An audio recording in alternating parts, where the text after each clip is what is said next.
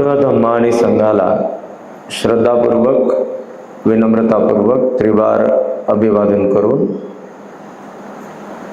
बोधिसत्वचरित परमपूज्य डॉक्टर बाबासाहेब आंबेडकरांच्या समग्र धम्मक्रांतीला जीवितपर्यंत समर्पित राहून संपूर्ण चक्रवालातील सबंध सत्वरूपांच्या प्रती,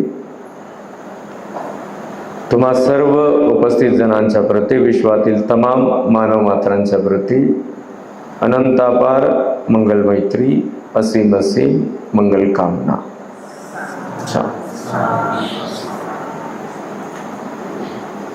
वर्षावास या कालावधीमध्ये आपण सद्धम्माची देशना ऐकत आहोत. विशेष आज मी आपणाला बुद्ध पूजेच्या बाबतीमध्ये सांगणार आहे. आपण ते समजून घ्यायचं आहे. बुद्ध पूजेमध्ये ज्या गाथा आपण पठण करतो किंवा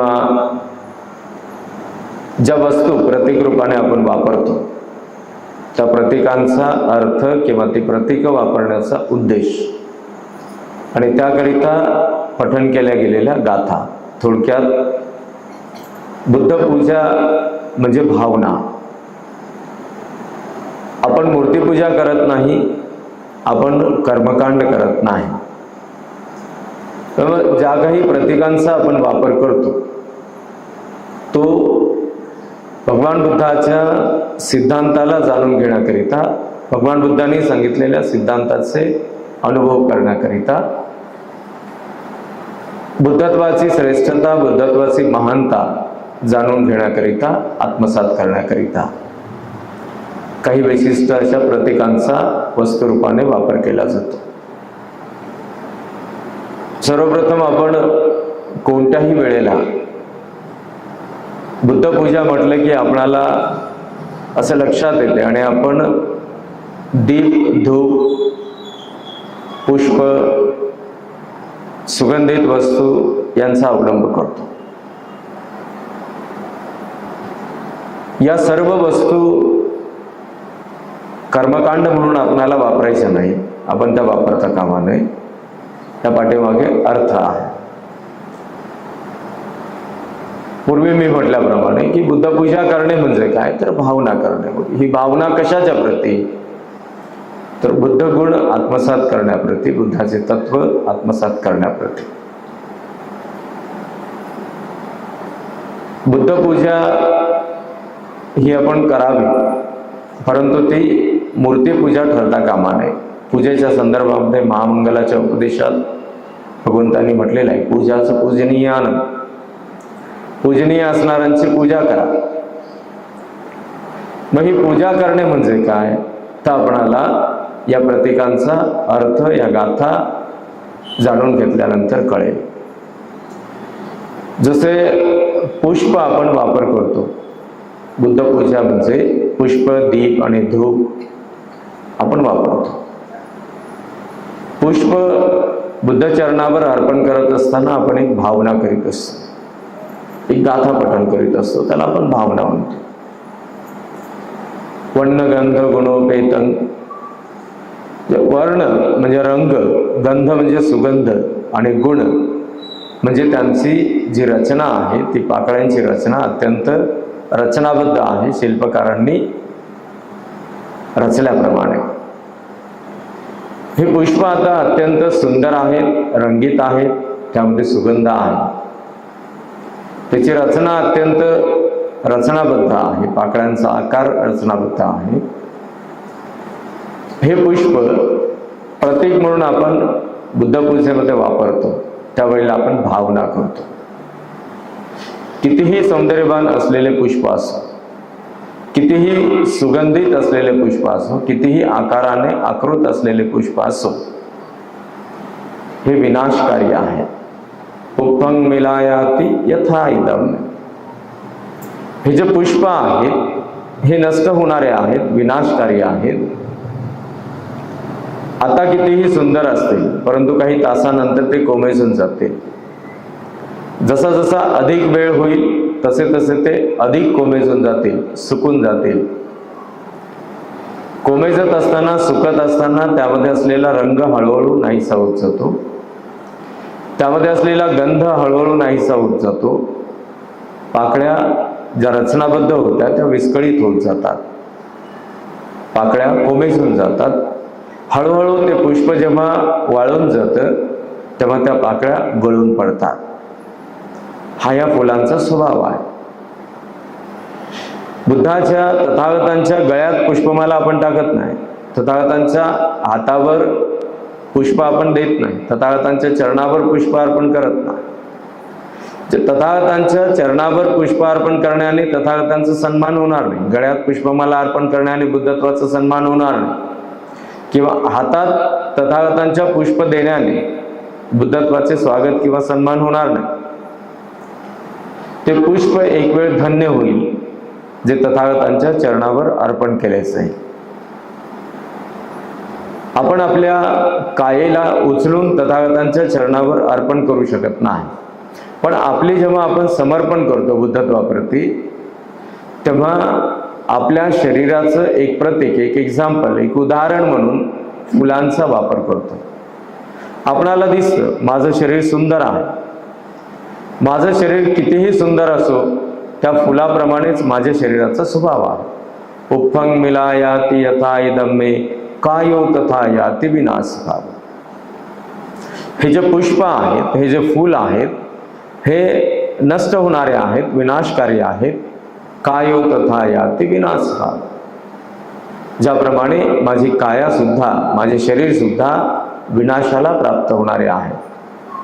त्याचा स्वभाव विनाशाला प्राप्त होणे आहे, मरणधर्मी आहे. ही माझी मरणधर्मी असलेली काया, विनाशाला प्राप्त होणारी असणारी काया मी जर तथागतांना समर्पित करतो तर मला बुद्धत्व आत्मसात करता येईल आणि माझे ही काया, माझे ही शरीर धन्य होईल, मला परिशुद्ध वाटू लागेल, विशुद्ध वाटू लागेल. त्यासाठी आपलं शरीर उचलून आपण भगवंतांच्या चरणावर अर्पण करू शकत नाही, तर आपल्या शरीराचं, आपल्या कायेचं एक प्रतीक म्हणून या रंगीबेरंगी सुगंधित असलेल्या पुष्पांचा आपण वापर करतो. तेव्हा ही गाथा म्हणतो आपण ती भावना करतो. आता तुम्ही प्लास्टिकच्या फुलं बुद्ध मूर्तीच्या समोर जर ठेवू लागलात तर त्याचा उद्देश काय असेल?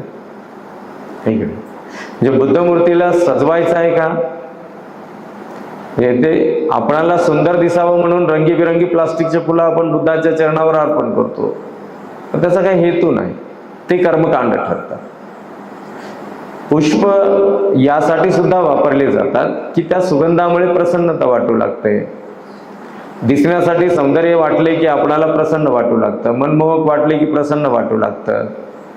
यासाठी रंगीबिरंगी आणि सुगंधित पुष्प आपण रचनाबद्ध आकाराने त्या फुलांना सजवितो.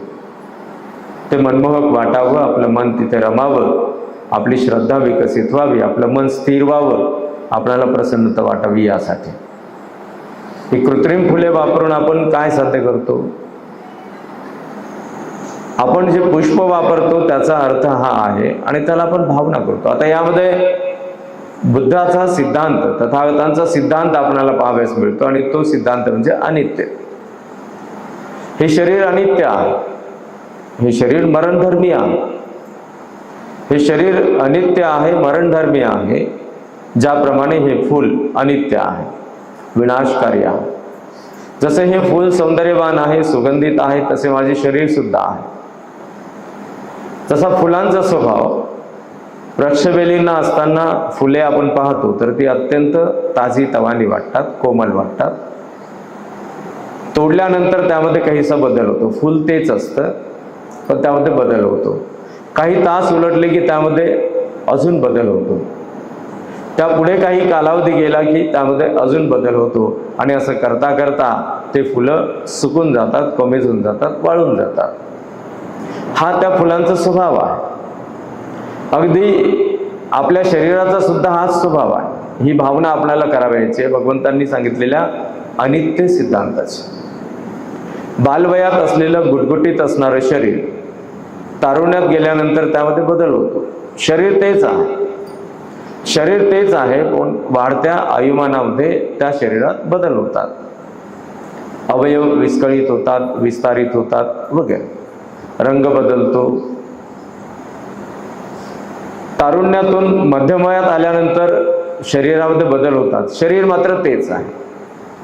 शरीर तेच आहे. कधी रंग बदलतो, कधी हातापायाचा आकार बदलतो, कधी शरीराचा आकार बदलतो. शरीराचा जो शेप आहे त्यामध्ये बदल येतो. शरीर मात्र तेच आहे. वाढत्या आयुमानामध्ये मध्यमवयातून वृद्धत्वाकडे गेल्यानंतर शरीरामध्ये पुन्हा बदल होतात. शरीर तेच आहे.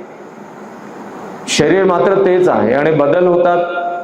डोळ्याची दृष्टी कमी होते, डोक्याचे केस पिकतात, गळून पडतात, मुखातील दात गळून पडतात, जसे फुलांच्या पाकळ्या कोमेजून जातात, गळून पडतात.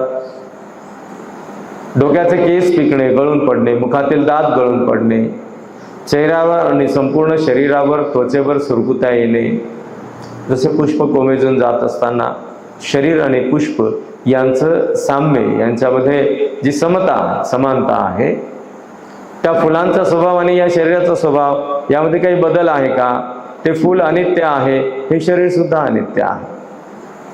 आणि मग छाती वाकणे, कंबर वाकणे, मान वाकणे, पोट वाकणे, हात वाकणे, पाय वाकणे, हाताचे पायाचे बोट वाकणे, हातापायाचे बोट गळून पडणे, हे सर्व वाढत्या आयुमानात होत जातं.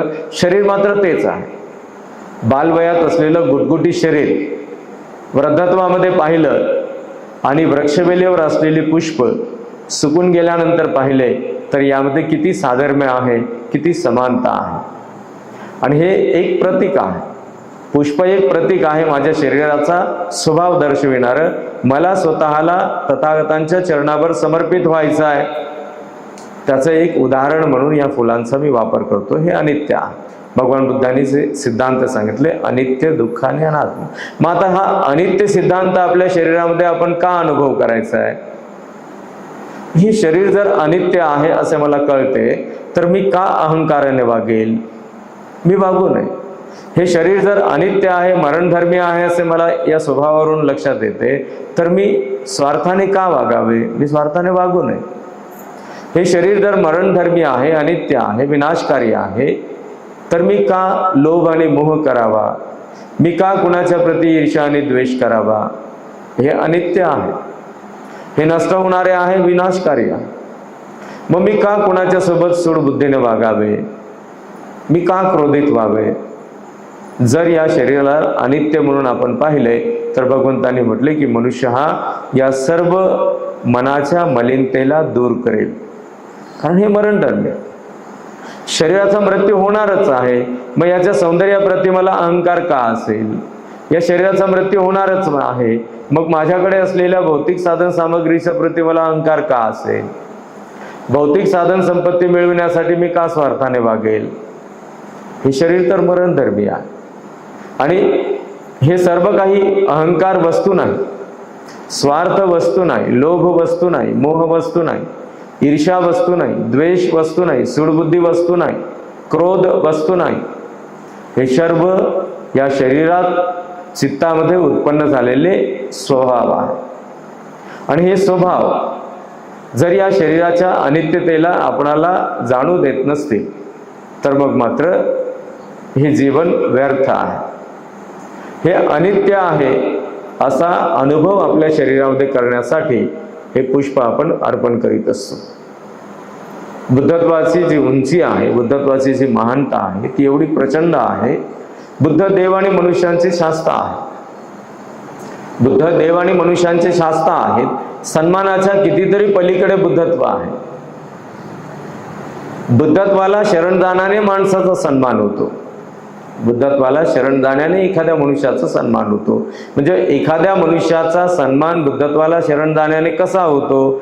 तर बुद्धत्वाला शरण जाण्याने एखादा मनुष्य अनित्य, दुःख आणि अनात्म या शरीराच्या स्वभावाला जाणतो आणि मग मनाच्या मलिनतेला दूर करतो, विशुद्धीच्या ज्ञानदर्शनाला प्राप्त करतो, परिशुद्ध जीवनचर्या धारण करतो, तर तो मनुष्य सन्माननीय ठरतो. म्हणजे अर्थातच त्या मनुष्याचा सन्मान होतो. बुद्धाला शरण जाण्याने मनुष्य सन्माननीय ठरतो. पण बुद्धाचे स्वागत आपण करू शकत नाही. मग बुद्धत्वाचे स्वागत, बुद्धत्वाचा सन्मान आपल्याद्वारे कसा होईल? तर बुद्धांनी वर्णन केलेल्या उपदेशाला, मार्गाला अनुसरण करण्याने आपणाला मिळणाऱ्या